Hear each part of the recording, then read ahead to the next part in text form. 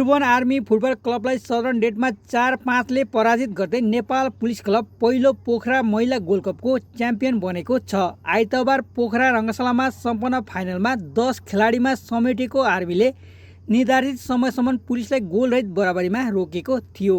Centre back Bimala विकले खेलको 28औं मिनेटमा रातो कार्ड खाएपछि मैदान छोडेकी थिइन्।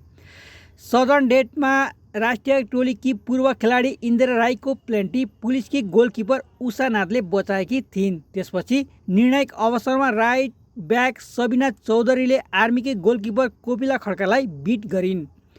त्यसअघि पुलिसका लागि रेखा पौडेल, पूजा राणा, समीक्षा घिमिरे, बिर्सना चौधरीले बललाई जाली चुमाउँदा उषा नाथ चुकेकी थिइन्। आर्मीका लागि दिपा साई, अनिता लम्जेल, चन्द्र भण्डारी र हिमा चौधरीले गोल गर्दा अञ्जना थुलुङ राईको प्लेन्टी क्रसबारमा लागेर फर्किएको थियो। प्रतियोगिताको विजेता पुलिसले 5 लाख रुपियाँ हासिल गर्यो। त्यस्तै पुलिसकी निशा सुनार सर्वोत्कृष्ट खेलाडी घोषित भइन्। उनले 30,000 रुपियाँ पुरस्कार हात पारिन्। त्यस्तै उषाले उत्कृष्ट गोलकिपरको पुरस्कार जितिन्। समीक्षा फाइनल खेलको प्लेयर अफ द म्याच चुनिन्।